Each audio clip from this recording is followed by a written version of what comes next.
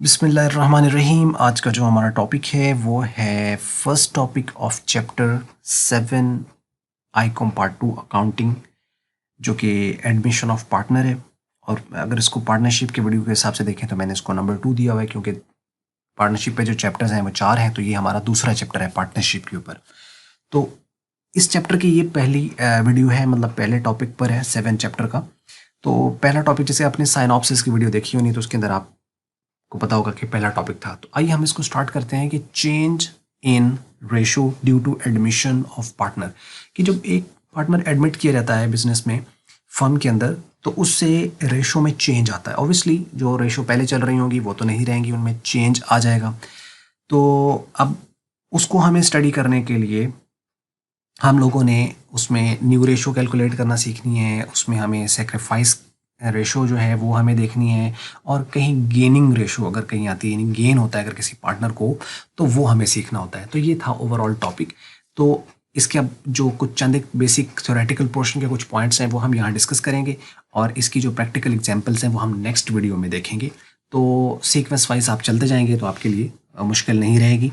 आइए पहला पॉइंट इसका डिस्कस करते हैं, जो बात कर रहा है कि अ new partner in an existing firm can be admitted with the consent of all partners. तो इसमें मेन जो चीज़ है, ये वाला जो पॉइंट है, आपको ऑब्जेक्टिव में याद रखना है। एमसीक्यूज में कहीं ना कहीं आपको ये पूछा जा सकता है कि जो नया पार्टनर कोई भी होगा, अगर वो एग्जिस्टिंग फर्म में एडमिट हो रहा है, तो वो कॉन्सेंट ऑफ ऑल पार्टनर्स होगा। मतलब सबकी रजामंदी जो है, कॉन्सेंट सबकी जो है वो ज़रूरी है। अगर 3 पार्टनर हैं तो तीनों रजामंद होंगे तो चौथा एडमिट होगा। अगर 4 पार्टनर हैं तो चारों एडमिट होंगे तो कॉन्सेंट होगी। अगर चारों की तो पांचवा एडमिट होगा, एंड सो ऑन। अगर 2 हैं तो दोनों की रजामंदी ज़रूरी है, तभी तीसरा पार्टनर जो है वो बिजनेस में आ सकता है। मतलब इसमें ये नहीं देखा जा सकता कि मेजॉरिटी रूल नहीं है कि अगर उसमें से अगर 3 हैं और 2 राज़ी हैं और एक राज़ी नहीं है, तो चलो 2 तो राज़ी हैं तो इसका मतलब एक पार्टनर को लाया जा सकता है। तो मेजॉरिटी रूल पार्टनरशिप में नहीं है। एक चीज़, और दूसरी चीज़ जो है इसके अंदर वो ये है कि कोई फ्रेंडशिप की बेस पे भी कोई किसी को नहीं ला सकता कि यार ये मेरा दोस्त है तो मैं इसको ला रहा हूँ तो मैं चाह रहा हूँ। तो ऐसा भी रूल नहीं है। तो ये पॉइंट जहन में रहे कि the consent of the all partners is required in order to get some new person, a new partner in to the firm और इन टू द बिजनेस।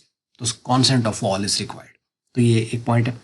दूसरी चीज़ है, when a new partner is admitted, जब एक नया partner को admit किया जाता है, legally it is the end of the old partnership. यानी कानूनन जो है वो ओल्ड पार्टनरशिप जो है वो एंड हो जाती है। End of old partnership and the beginning of a new one, और एक नई पार्टनरशिप फॉर्म होती है।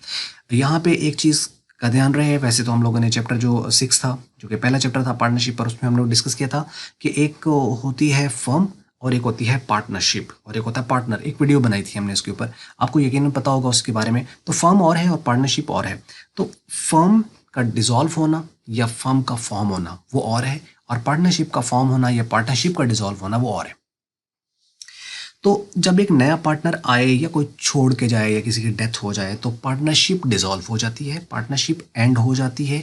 नई पार्टनरशिप फॉर्म होगी किसी के आने से, या जो बाकी अगर 3 थे उनमें से किसी की डेथ हो गई या कोई छोड़ गया, रिटायर हो जाता है, तो जो बाकी रह जाएंगे अब उनकी पार्टनरशिप चलेगी। पहले वाली पार्टनरशिप ब्रेक हो जाएगी, क्योंकि रेशो, जब भी रेशो चेंज होती है तो पार्टनरशिप एग्रीमेंट भी ऑब्वियसली चेंज हो जाता है, और उसके बाद नई पार्टनरशिप फॉर्म होती है। या हम ये भी कह सकते हैं कि जब भी नई पार्टनरशिप फॉर्म होगी तो रेशो चेंज होगी। तो दोनों एंगल से, तो मतलब जब भी एक नया पार्टनर एडमिट होगा तो उससे क्या होगा, ओल्ड पार्टनरशिप लीगली एंड हो जाएगी और एक नई पार्टनरशिप फॉर्म होगी। लेकिन ये नहीं कहा जा रहा है कि फर्म एंड हो जाएगी और एक नई फर्म होगी। फर्म पॉसिबली वो ही रहे, लेकिन पार्टनरशिप जो है वो नई फॉर्म होगी। तो ये एक पॉइंट आपको ये भी क्लियर रखना है। और उसके बाद नेक्स्ट पॉइंट है कि upon admission of a new partner the old partners में सफर लॉस, जिसको हम सेक्रीफाइस कहते हैं। और इसके ऊपर एक एग्जाम्पल नंबर 1 है जो हम नेक्स्ट वीडियो में करेंगे, और उसमें हम इस चीज़ को अंडरस्टैंड करेंगे with the help of example. कहते हैं कि जब एडमिशन होता है नए पार्टनर का, तो द ओल्ड पार्टनर्स में सफ़र लॉस, तो जो पुराने पहले वाले पार्टनर्स होंगे उनको नुकसान हो सकता है, वो सेक्रीफाइस करेंगे। यूजुअली उनको सेक्रीफाइस ही करना पड़ता है। इसकी मिसाल आप यूँ समझ लीजिए कि अगर दो पार्टनर हैं और उनके दरमियान 10 रुपए थे और वो डिस्ट्रीब्यूट होते थे 5-5 रुपए के हिसाब से, अब उन्होंने एक और पर्सन को एडमिट किया है, बिजनेस में लेके आए हैं फर्म के अंदर, तो अब उनमें से ये है कि उन्हें अपना प्रॉफिट जो है वो शेयर करना पड़ेगा। सपोज का अगर अभी 10 रुपए होता है तो अब पहले तो 5-5 रुपए ले रहे थे ए और बी, अब अगर सी आया है तो हो सकता है कि वो मिसाल के तौर पर कि ए जो है वो अपना 1 रुपया जो है वो देता है और बी जो है वो अपना 1 रुपया देता है। तो इसका मतलब ये है कि ए और बी जो है वो 1 रुपी जो है वो सेक्रीफाइस कर रहे हैं। 1 रुपया सेक्रीफाइस कर रहा है ए, 1 रुपया सेक्रीफाइस कर रहा है बी, और दोनों जो है वो 2 रुपए दे रहे हैं सी को। तो सी को एक्चुअल में जो 2 रुपए मिल रहे हैं वो पहले वाले पार्टनर का सेक्रीफाइस है। तो दोनों सेक्रीफाइस कर रहे हैं, यानी ए भी सेक्रीफाइस कर रहा है और बी भी सेक्रीफाइस कर रहा है। सिचुएशन यूँ भी हो सकती है कि अगर ए और बी जो है वो 5-5 रुपए ले रहे थे, तो अब बी सेक्रीफाइस नहीं करता, वो अपने 5 रुपए ही ले रहा है, लेकिन जो ए है वो अपना हिस्सा उसमें से 1 रुपया दे देता है। तो अब वो 1 रुपया चला जाता है सी के पास, तो अब ए को मिलेंगे 4 रुपए, बी को मिलेंगे 5 रुपए और 1 रुपया मिलेगा सी को। तो मतलब इसमें यहाँ पर बी ने ना गेन किया ना सेक्रीफाइस किया।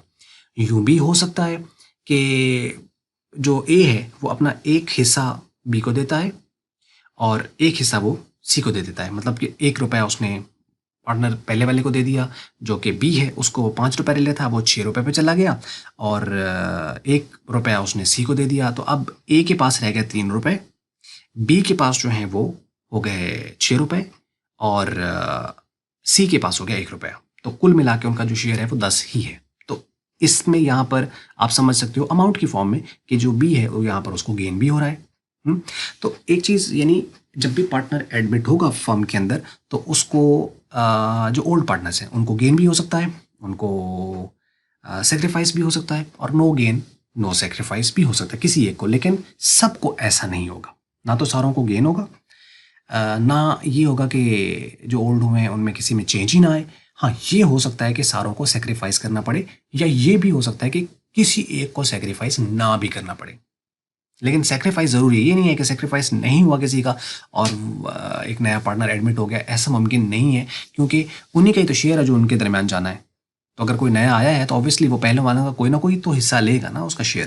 तो इसलिए सेक्रीफाइस इज मैंडेटरी, लेकिन सब सेक्रीफाइस करेंगे नहीं, ये नहीं है। तो इसको एमसीक्यूज में भी आपने समझ लेना है बात को, ताकि आपको ये वाला पॉइंट क्लियर रहे, और इस तरीके से अगर एमसीक्यूज आता है तो आप उसको यानी कर पाएंगे उसको। लो जी, नेक्स्ट पॉइंट है हमारे पास कि usually the old partners sacrifice due to admission of partners. ये मैंने पॉइंट ऊपर एक्सप्लेन कर दिया है कि आमतौर पर जो ओल्ड पार्टनर्स होते हैं वो सेक्रीफाइस करते हैं एडमिशन ऑफ पार्टनर्स की वजह से, बट इन सम केस, किसी केस के अंदर, any of them may gain also, उनमें से कोई एक जो है उसको गेन भी हो सकता है। इसके ऊपर एग्जाम्पल 2 है, और वो हम गेन की एग्जाम्पल हम देखेंगे कि गेन कैसे हो जाता है किसी को। अभी मैंने एग्जाम्पल वो 1 रुपये 2 रुपये की जो अब आपको समझाया है तो उससे आपको समझ लग गया होगा थोड़ा बहुत। तो लेकिन ये है कि हम रेशो की एग्जाम्पल नंबर 2 जो कि नेक्स्ट वीडियोज़ में हम आएंगे तो उसमें हम इसको भी देखेंगे, तो ये वहाँ पर आपको क्लियर हो जाएगा। ओके जी, नेक्स्ट पॉइंट की तरफ चलते हैं कि ये बहुत इंपॉर्टेंट है, यहाँ से असल में हमारी कैलकुलेशन स्टार्ट होगी कि once to calculate change in ratio you must see the case, कि जैसे ही आप रेशो कैलकुलेट करेंगे, न्यू रेशो आप कैलकुलेट करने जा रहे हैं, या सेक्रीफाइस रेशो आप कैलकुलेट करने जा रहे हैं, या गेनिंग रेशो आप जो है वो कैलकुलेट करने जा रहे हैं ड्यू टू द एडमिशन, तो आपके माइंड में फ़ौरन से 2 केस फ़ौरन से पॉपअप हो जाने चाहिए, और उनमें से कोई एक केस होगा। ठीक है, यानी जैसे ही आप गेनिंग सेक्रीफाइसिंग न्यू रेशो निकाल रहे हैं एडमिशन, तो फ़ौरन से आपको आ जाए अच्छा केस मैंने देखना है। सबसे पहले मैंने क्या देखना है? केस देखना है, केस कौन सा है। अब केस जब आपके माइंड में आ जाएगा उसके अकॉर्डिंगली फिर आपने क्वेश्चन पढ़ना है, और उसमें पता चल जाएगा, जब माइंड में आ गया तो अब आपने क्वेश्चन पढ़ा, आपको पता चला हाँ इसमें ये वो वाला केस है, तो उसके अकॉर्डिंगली आपने आगे चल पड़ना है। ठीक है, तो अब वो केस कौन से हैं, तो बस यहीं पे वीडियो हमारी एंड हो जाएगी। केस 2 में से कोई एक होगा। पहले को हम नाम दे रहे हैं सेक्रीफाइसिंग शेयर नॉट गिवन, और ज़्यादातर क्वेश्चंस आपके इसी पर होंगे। इसकी हम 2 एग्जांपल्स करेंगे, एक सेक्रीफाइस पर और गेनिंग पर, और दूसरा केस है सेक्रीफाइसिंग शेयर गिवन, इसके ऊपर एक एग्जांपल है। तो इसमें भी एक एग्जाम्पल है, लेकिन इसमें चूंकि एक सेक्रीफाइस पर एक गेनिंग पर है तो इसलिए 2 हो गई हैं, वरना एक एग्जाम्पल से ये टॉपिक कवर हो जाएगा हमारा। और जब आपने एक एग्जाम्पल देख ली तो ये पूरे का पूरा टॉपिक ही आपको क्लियर हो जाना है। अच्छा, अब ये है क्या? Sacrificing share not given and sacrificing share given. Not given में ये है कि जैसे वो कह देता है कि ए और बी जो थे वो पहले पार्टनर से रेशो 1:2 में, और एक नया पार्टनर आ गया 1:3 में। अब ये जो अगर वो कहता है ना कि 1:3 में एक नया पार्टनर आ गया, इसका उसने ये नहीं बताया कि जो 1/3 जो शेयर सी को मिल रहा है, ऑब्वियसली ये ए और बी ने कुछ ना कुछ सेक्रीफाइस किया होगा, दोनों ने या किसी एक ने। लेकिन कितना कितना कोई कर रहा है यहाँ पर, यानी इस ये जो 1/3 है, ए उसने ए से कितना लिया है और इसका बी के से कितना लिया है, क्योंकि दोनों से लेके ही तो उसका ये शेयर बना है। इसके बारे में अगर वो अब इस क्वेश्चन में नहीं है, मतलब उसने सिंपल ये बताया कि 1/3 में उनको इन कर लिया है। ये नहीं बताया कि इसके जो इन हुआ है 1/3 पे, ये कितना पोर्शन उसने ए से लिया और कितना बी से लिया। तो इसका मतलब है कि सेक्रीफाइसिंग शेयर नॉट गिवन है। अब इस केस में हमें टोटल शेयर 1 एज्यूम करना है और 1 एज्यूम करके उनका रिमेनिंग शेयर निकाल लेना है और उसके बाद क्वेश्चन को प्रोसीड करना। मैं ये आपको अब अगली जो बात मैं कर रहा हूँ ना, ये आपको समझ ही नहीं आएगी। तो बारकेफ सिर्फ इतना समझ लीजिए कि एक केस ये रहेगा, इसमें इतना बस ध्यान में रख लीजिए कि इसमें हमें टोटल शेयर 1 एज्यूम करना है और क्वेश्चन को आगे लेके चलना है। बस इतना माइंड में रख लीजिए कि 1 जो है वो टोटल शेयर एज्यूम करना है और क्वेश्चन को आगे लेके चलना है। क्वेश्चन को आगे कैसे लेके चलना है एग्जाम्पल से हम देखेंगे, सही। और उसके बाद जो दूसरा पार्ट है वो है सेक्रीफाइसिंग शेयर गिवन। इसमें हम 1 एज्यूम नहीं करेंगे, इसमें डायरेक्ट उसका गिवन है शेयर, तो उसके अकॉर्डिंगली हम लेके चलेंगे। अब ये बात समझ नहीं आएगी आपको, इसलिए हम एग्जाम्पल से इनको करने की कोशिश करेंगे, लेकिन बस जहन में ये रहे कि 2 में से कोई एक केस आपने सबसे पहले माइंड में ले आना है जैसे ही आप sacrificing gaining ratio admission of partner के बारे में कर रहे हो, कि उसकी ये सेक्रीफाइसिंग शेयर गिवन या नॉट गिवन, उसके अकॉर्डिंगली हम लेके चलेंगे। ठीक हो गया? बस ये थी वीडियो। उम्मीद है आपको ये पॉइंट समझ लगे होंगे। अब नेक्स्ट वीडियो आप देखिए इसकी, जिसके अंदर हम एग्जाम्पल 1 और एग्जाम्पल 2 जो हम आपको सेक्रीफाइसिंग गेनिंग पर करा रहे हैं, ताकि आपको मजीद ये चीज़ें ये जो हमने डिस्कस की हैं वहाँ पे एग्जाम्पल के साथ आप समझ पाएंगे। वीडियो अगर आपको अच्छी लगी इसको आप लाइक कर लो, शेयर कर लो दूसरों के साथ। अगर आपको अच्छी नहीं लगी इसको आपका तो डिसलाइक और वीडियो देखने का हमेशा की तरफ बहुत बहुत शुक्रिया।